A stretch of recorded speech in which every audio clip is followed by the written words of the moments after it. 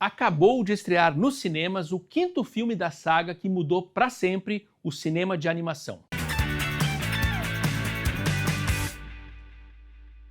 Antes de falar sobre Toy Story 5, eu quero te convidar a se inscrever no canal de GZH no YouTube. Aproveita e ativa o sininho, deixa tua curtida e o teu comentário também. Toy Story 5 retoma uma história que começou mais de 30 anos atrás, em 1995, quando estreou o primeiro Toy Story. Dirigido pelo John Lasseter, esse filme do estúdio Pixar revolucionou o mundo dos desenhos animados. Naquela época, os filmes de animação ainda eram feitos à moda antiga, com cada quadro desenhado à mão. A Disney ainda contava os milhões de dólares arrecadados com o Rei Leão, de 94, quando decidiu apostar no futuro e no talento dos jovens animadores da Pixar. Assim, nasceu o primeiro longa-metragem de animação produzido totalmente por computação digital. As imagens geradas por computador, o chamado CGI, já haviam sido usadas em filmes como o visionário Tron, de 82, a animação japonesa Golgo 13, de 83, e os sucessos de bilheteria O Exterminador do Futuro, de 91, e Jurassic Park, de 93. Mas seu emprego tinha sido em cenas. Toy Story inaugurou uma era. O segundo longa de animação gerado por computador saiu em 96 e é brasileiro, Cassiopeia, do Clóvis Vieira. Em 2000, 50% dos filmes de animação utilizavam CGI, número que disparou para 90% em 2009. Toy Story também quebrou paradigmas artísticos no cinema de animação. Os seus personagens tinham uma atitude mais cínica do que era o habitual, e o filme também dispensou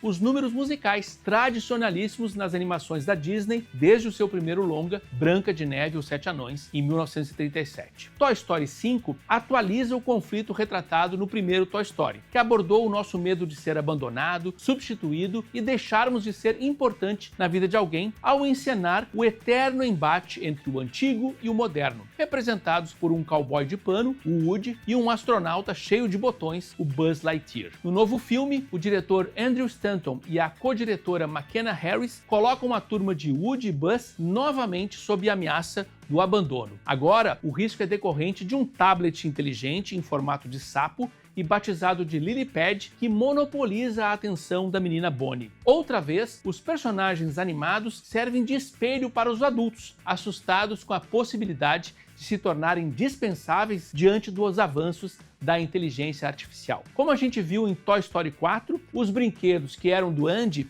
agora estão com a Bonnie. Consequentemente, há um protagonismo feminino. Quem manda no pedaço é a vaqueira Jessie. Na trama, a Lily Pad vem isolando a Bonnie, tanto do mundo da imaginação quanto do mundo real. A guria é refratária aos convites para brincar feitos por uma vizinha, a Blaze. Para evitar que os brinquedos sejam esquecidos por completo, a Jessie decide buscar a ajuda do Woody, que, como a gente também viu em Toy Story 4, agora vive com a sua amada Betty, um abajur de porcelana. O cowboy volta com marcas claras da passagem do tempo, incluindo a calvície. Tem uma área desbotada pelo sol no topo da cabeça. Vale dizer que Toy Story 5 não pinta a Lily Pad como uma personagem malvada. Os diretores revelaram que muita gente no estúdio queria que ela fosse uma vilã, mas eles sentiam que não podiam simplesmente demonizar a tecnologia. O que Toy Story 5 propõe é a existência e a preservação de um espaço analógico na vida das crianças, um mundo onde elas possam exercer o faz de conta, que é fundamental para o desenvolvimento cognitivo, emocional e social. Em uma entrevista ao jornal O Globo, o psicólogo e educador Ilan Breman, coautor do livro A Infância Sequestrada pelas Telas com o médico pediatra Daniel Becker, comentou, abre aspas, na brincadeira, a criança ensaia problemáticas da vida, regras e frustrações. O celular não faz isso. Ao contrário, o crescimento e a maturidade param ou retrocedem por causa desse mundo fragmentado. Fecha aspas. As cenas que ilustram a magia da imaginação são o que Toy Story 5 tem de melhor. Ali, os brinquedos da saga perdem a sua característica autonomia e se veem à mercê dos desejos infantis, o que inclui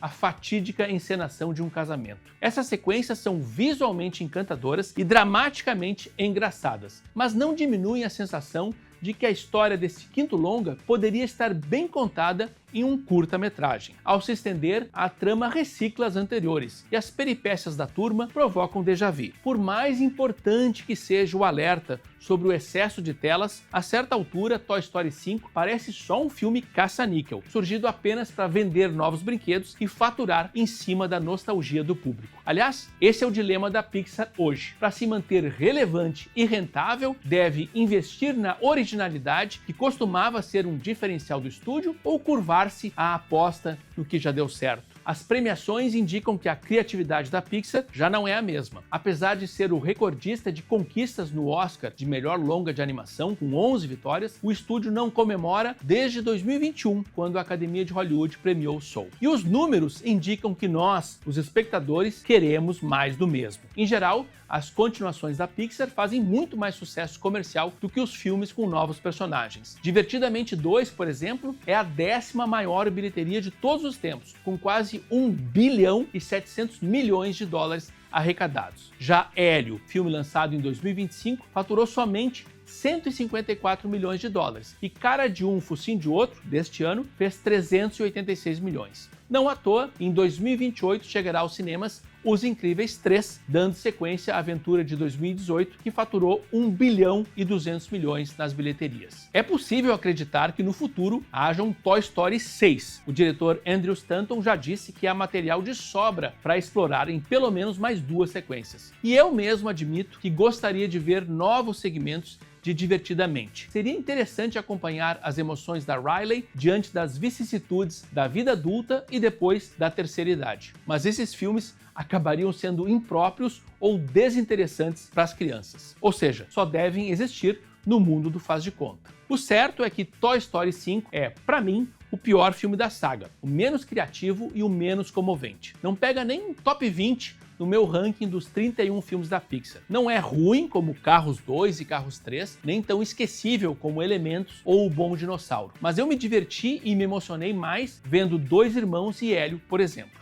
Em ordem decrescente, meu top 5 começa com Viva! A Vida é uma Festa, sobre um guri que acidentalmente atravessa o portal para o além e busca a ajuda de um músico para voltar ao mundo dos vivos. Parece a sinopse de um genérico thriller sobrenatural, mas Viva tem muito mais camadas. Para começar, essa celebração do México foi lançada nos cinemas dos Estados Unidos no primeiro ano da primeira presidência do Donald Trump, um ferrenho defensor da construção de um muro entre os dois países. Um dos elementos centrais da história é a música, por extensão, a cultura tão vilipendiada ultimamente. E em tempos de guerras, doenças mortais e tragédias climáticas, o filme toca fundo nos temas do luto e da saudade. Faz um apelo e uma ode à memória, como dizem os versos da inesquecível canção Lembre de Mim.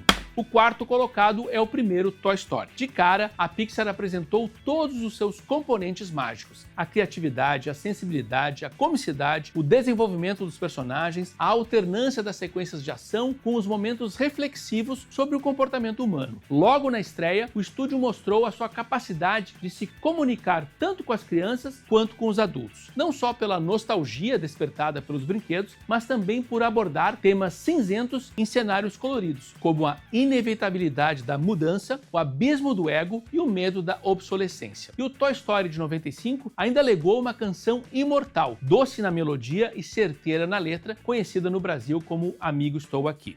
O terceiro lugar é de Monstros S.A., em que o Sully e o Mike, depois de conhecerem a menininha Boo, descobrem que fazer as crianças rirem é muito mais vantajoso do que assustá-las. Monstros S.A. está no meu top 3 pelo fator afetivo. Foi o filme da Pixar que eu mais vi com as minhas filhas. Em todas as vezes, chorei ou, no mínimo, me arrepiei todinho na cena final.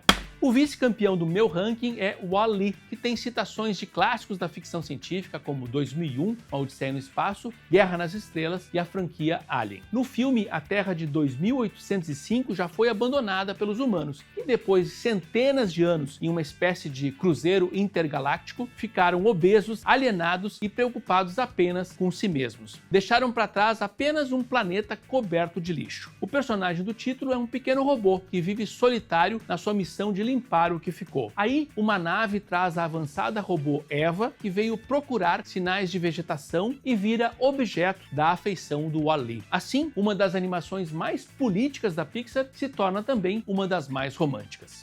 E o primeiro lugar do meu ranking fica com Divertidamente. Para mim, é neste filme que a Pixar atingiu a perfeição, o equilíbrio exato e extraordinário entre a comédia de aventura e o drama pungente, entre a montanha-russa e a jornada reflexiva, entre o diálogo direto com as crianças e a conversa inteligente com os adultos. O principal cenário é a mente de uma menina de 11 anos, a Riley, abalada pela mudança da família do frio estado de Minnesota para a ensolarada Califórnia. Dentro da sua cabeça, a gente vê o conflito entre os seus diferentes estados de espírito, batizados de alegria, tristeza, medo, raiva e nojinho. A alegria tenta manter as rédeas na sala de controle, só que a distância das amigas e de passatempos como hóquei no gelo falam muito alto, permitindo que a tristeza se sobreponha. A relação entre essas duas personagens, conforme a psicanalista Ana Laura Giongo, retrata a forma como nossa cultura lida com a tristeza. Ela tem de ficar presa, é inútil e incômoda. Assim, uma das riquezas do filme é dar à tristeza um lugar de valor, um sentimento necessário que permite refletir e dar sentido à experiência vivida. Fecha aspas. Divertidamente nos leva a visitar as memórias da Riley. Conhecemos as suas ilhas de personalidade e deparamos até com um amigo imaginário da guria, agora jogado no limbo. É esse personagem, o Bing Bong, uma mistura de elefante, gato, golfinho e algodão doce, quem conduz um dos momentos mais geniais do filme, a viagem pelo trem do pensamento, que inclui paradas no estúdio de cinema onde são produzidos os sonhos e no sombrio subconsciente, onde estão escondidos os piores temores